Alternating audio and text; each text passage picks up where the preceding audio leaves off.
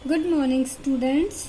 मैं आपकी class teacher Manju GPS SS Majra block Sonipat से आज आपके साथ एक नए टॉपिक आप बीती के साथ जुड़ने जा रही हूँ। बेटा, आप बीती अर्थात अपने साथ घटित हुई कोई घटना। जब हम अपने साथ घटित होने वाली किसी घटना को दूसरों के साथ साझा करते हैं तो वह आप बीती कहलाती है। इसमें एक किसान एक पत्र के द्वारा मुख्यमंत्री जी को अपने साथ घटित हुई घटना से अवगत करवा रहा है। वह क्या कहता है, देखो, मेरा नाम राम मेहर है, मैं एक किसान हूँ। पता है बेटे, किसान यानी कि जो खेती करता है। और हम सभी किसान को सम्मान से भोजन उत्पादक भी कहते हैं। भोजन उत्पादक अर्थात अनाज को उत्पन्न करने वाला। इसमें रामेर बताता है कि हमारा जीवन कितनी कठिनाइयों से भरा होता है, यह केवल हम किसान ही समझ सकते हैं।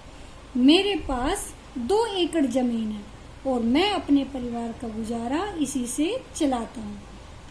इसमें वह कहता है कि एक किसान का जीवन है वो मुश्किलों से भरा होता है। क्यों होता है मुश्किलों से भरा हुआ? देखो बेटे, जो वह अपने खेत में उगाता है वह कभी बारिश के कारण और कभी सूखे के कारण खराब हो जाता है, जिसके कारण उसे अनेक मुश्किलों का सामना करना पड़ता है। आप जानते होंगे कि सभी किसान एक जैसे नहीं होते। कुछ छोटे किसान होते हैं, कुछ बड़े किसान होते हैं। बड़े किसान अपनी जमीन को ठेके पर दे देते हैं और सारा कार्य मजदूरों से करवाते हैं। जो छोटे किसान होते हैं वह खेती खुद करते हैं और जिन किसानों के पास अपनी जमीन नहीं होती वे दूसरों के खेतों में मजदूरी करके परिवार का पालन पोषण करते हैं। इसमें रामेर बताता है कि कुछ साल तक तो जमीन की उपज से यानी कि खेतों से जो अनाज उत्पन्न होता था, जो फसल आती थी, उससे परिवार का गुजारा हो जाता था। लेकिन अब एक समान और नियमित बारिश न होने के कारण गुजारा करना मुश्किल हो रहा है। फिर बताता है कि लगभग 2 साल पहले हमारे गांव में एक कृषि वैज्ञानिक आए और उन्होंने किसानों को बताया कि किस प्रकार से हम अपनी फसल को अधिक मात्रा में उत्पन्न कर सकते हैं।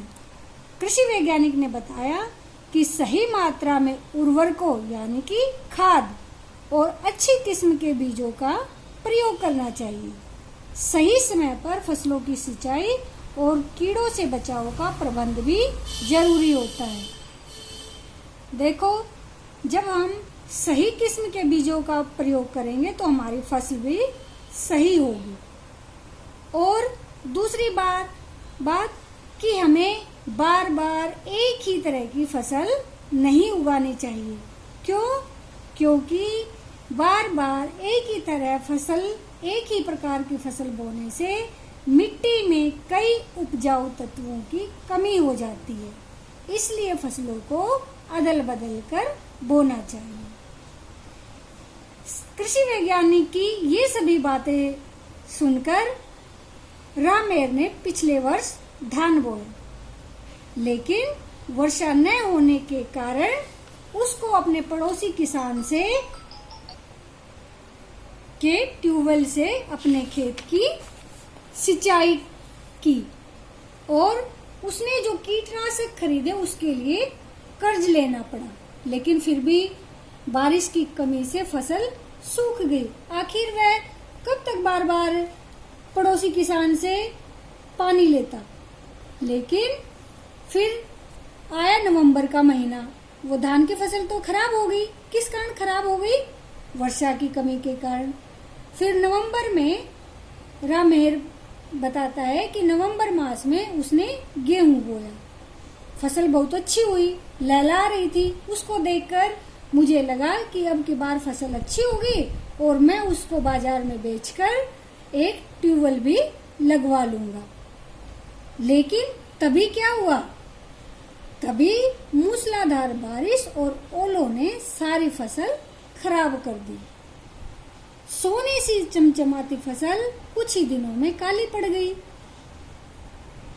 तो काली पड़ गई, जैसे भी कोई बात नहीं, काली पड़ गई, वह सूख भी गई।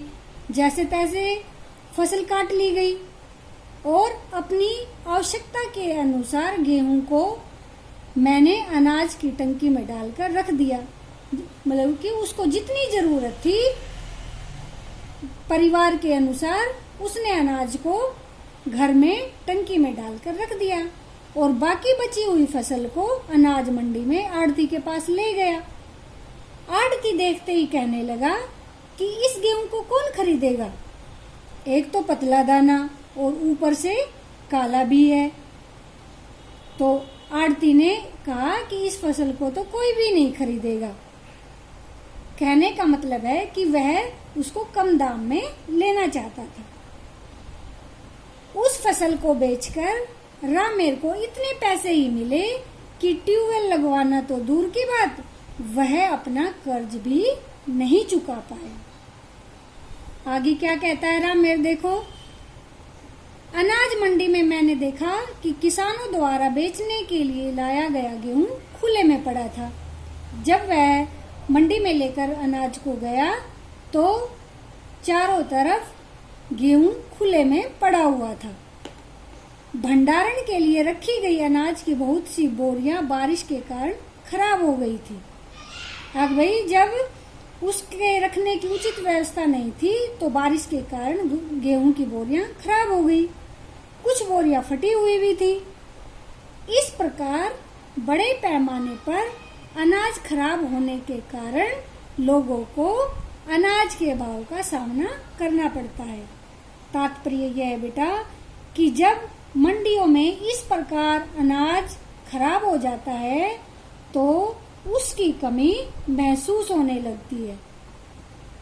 तो आगे जो रामेर है वह मुख्यमंत्री जी से निवेदन करता है कि सरकार द्वारा किसानों के हित में उचित योजनाएं बनवाने का कष्ट करें तथा हम किसानों की खून पसीने की मेहनत से उगाए अनाज के उचित भंडारण की व्यवस्था कराएं। धन्यवाद। रामेर इसमें क्या कहना चाहता है कि बेटे बाजार में किसान जो फसल उगाता है उसके रख रखाव का अच्छी तरह से प्रबंध किया जाए और उसको अच्छी प्रकार से रखने की व्यवस्था कराएं। समझ में आया बेटे? अब आप ये पाठ पढ़ो। कल हम इसी पाठ के प्रश्न उत्तर की दोहराई करेंगे। ठीक है? ओके।